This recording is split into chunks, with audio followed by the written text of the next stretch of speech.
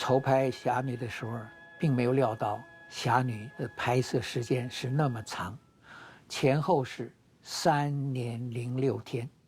侠女刚拍的时候，第一天开镜是我一个人，最后胡导演拍了我1天的近景，剪接到里面去。侠女规模拍摄时间这个记录是我拍其他的片子再也没有过。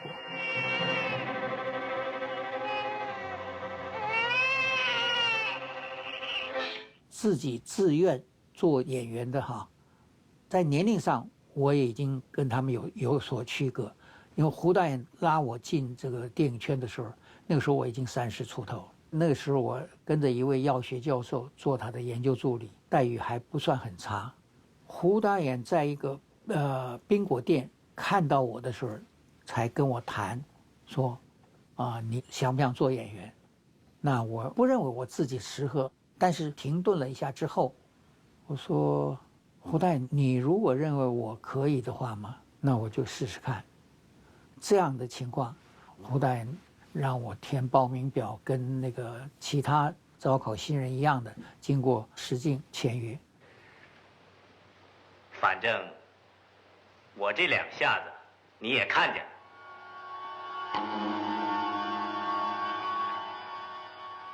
这么说有商量？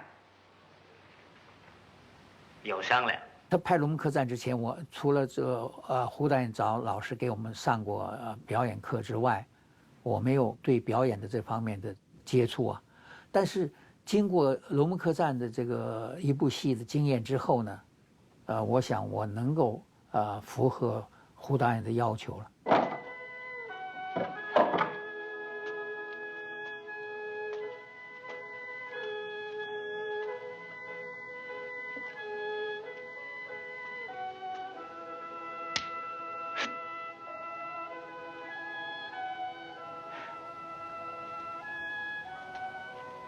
胡导演拍古装片，当然就是包括侠女在内，他都是依据明史里边的历史人物来塑造角色。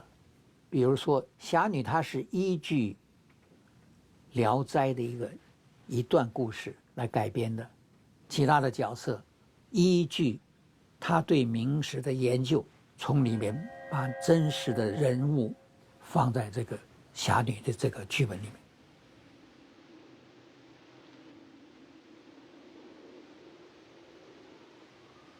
侠女的美术设计当然包括了服装、道具，以及布景，这些他都是依据他研究明史，然后也参考了故宫博物院的一些画作，整个融入他所要拍摄的《侠女》这部电影里边。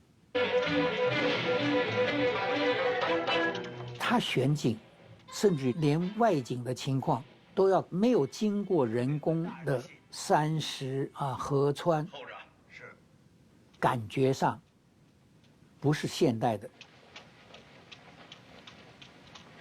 胡导演拍摄《龙门客栈》就开始让联邦建设《侠女》里边的静鲁屯堡，搭景完成之后，没有马上拍。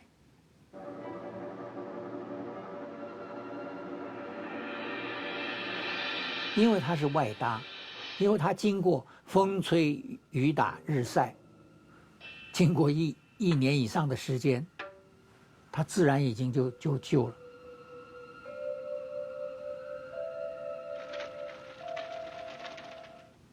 胡导演让我们每一个演员，就算你是担任主角的，你要另外在现场兼一份工作，比如说导演组的场记、道具的见习、化妆、服装、灯光。那个时候是胡导演亲自带着我，还包括徐峰，亲手去为《侠女》里面主景、将军府的大门以及所有木质材料建材的部分人工做旧。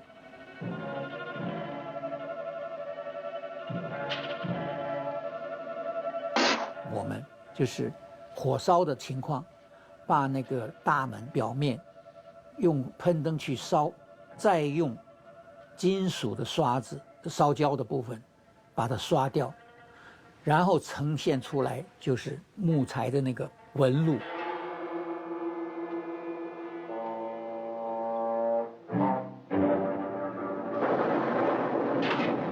他们所有布景都是用的真材实料，比如说侠女的大门，其他搭景的话，很可能就用合板，然后再怎么样想办法把它做成像后式的门。当你开门关门的时候，它自己本身就发出那个门厚重的那个开关的那个声音。如果现场收音的话，都不需要事后配音效。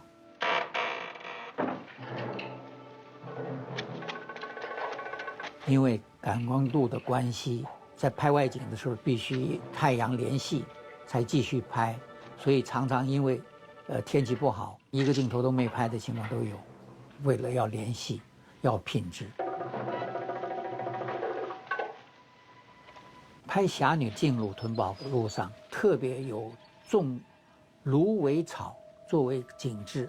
那因为芦苇草是有开花、枯萎，它有个时间性，等到茅草开的时候拍摄的。那谢了之后呢，那胡导演为了要连戏呢，就等到第2年的茅草再开花的时候再接续拍。所以胡导演的侠女拍到是3年06天，这个除了其他的外来的因素也之外，这关于这个茅草连戏也让他居然隔着1年再重新拍同一场戏。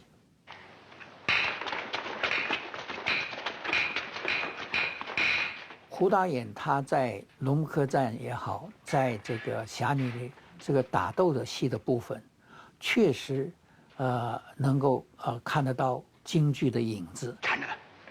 哦。参加拍龙门客栈之前，我没有接受过这个国术武术的这个基本训练。之后跟着韩师傅学到一些为龙门客栈而设计的一些打斗招式。通常你在地上翻滚那叫毛，墙背是跳起来做一个翻滚的动作，然后马上站定，跟一般在地上的翻滚难度又比较高一点。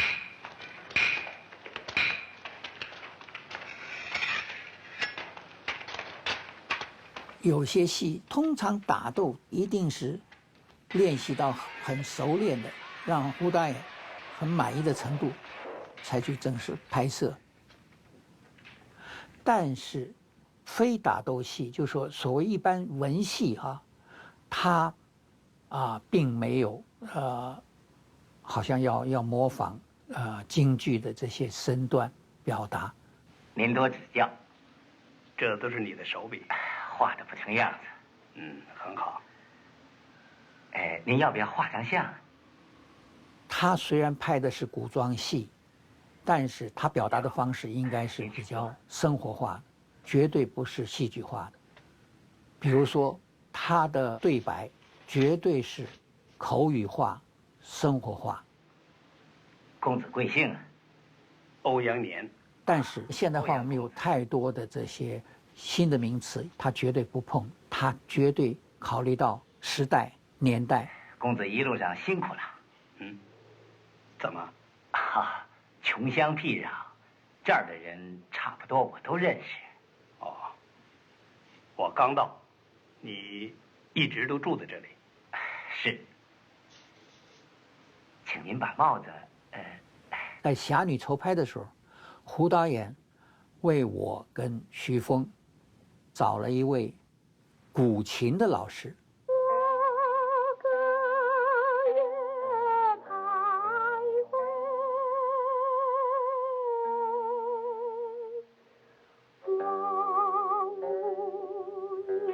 徐峰饰演杨之云，在戏里边有表现，他弹的是古琴，当然让我们可以投入当年的人。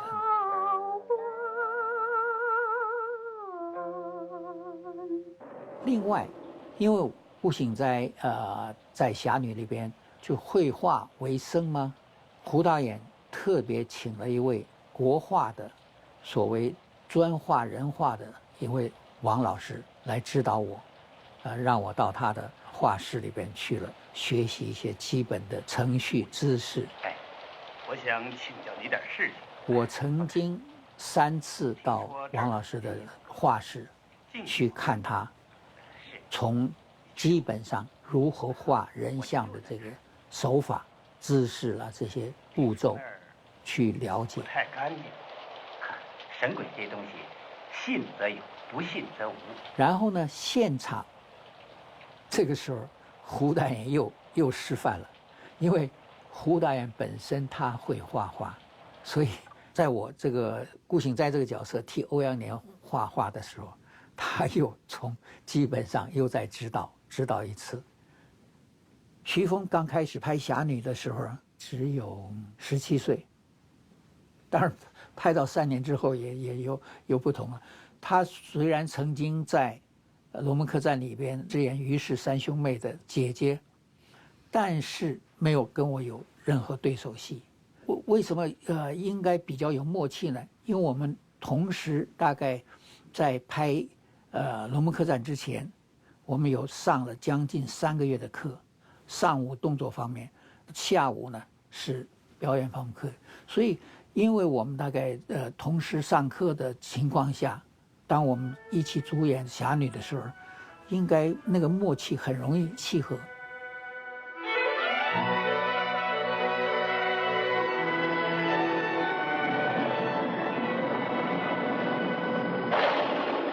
胡导演除了在现场指导戏之外，他会一起吃饭、一起谈话，在工作以外的时间的指点跟指导又不一样，不是在拍戏现场的指导，就筹备的时候，他就已经谈到徐峰，你演侠女应该是怎么样的面对顾醒斋，所以在侠女的时候，跟任何一个没有合作的人，感觉上比较有默契。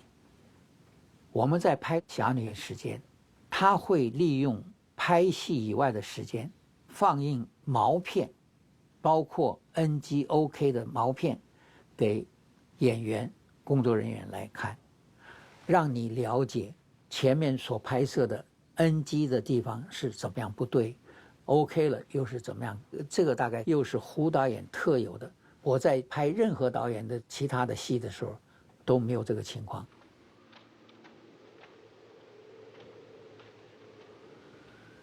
顾醒斋是一个书生的角色，那他的一些转变由书生转变成谋略，以至于到血腥杀戮。胡导演特别跟我谈顾醒斋的这3场戏的转折，让我能够在拍摄的时候比较顺利、比较快捷的能够 OK。那让我可以提前准备。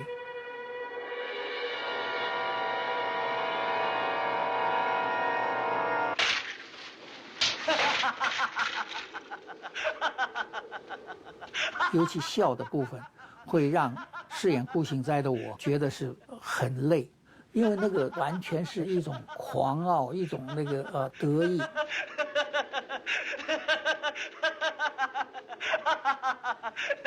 胡导演要让这个戏有冲突感所以在这个笑的方面特别夸张，特别不寻常。拍完那场戏之后，我觉得那是胡导演自我影射顾醒斋。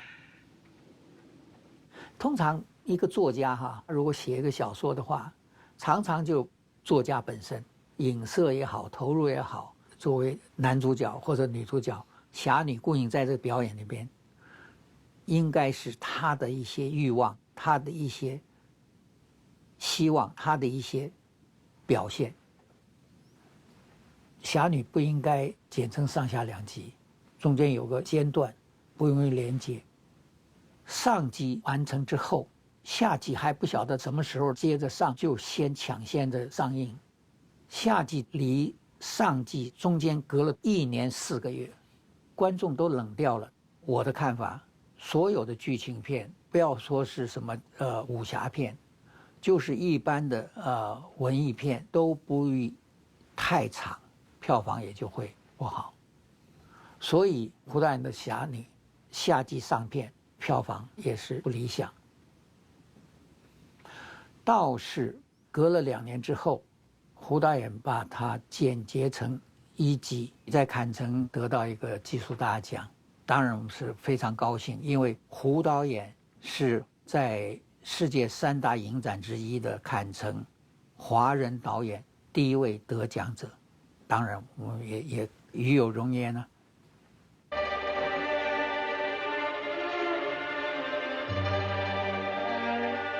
我本身参与了很多古装武侠片，胡导演对演员要求的应该说是很严厉、很严格。胡导演的要求是我拍过其他30几位导演的戏所不能比拟的。他的严格，他的严谨，他的要求的水准之高，我合作过的导演没有第2位能够跟他比拟。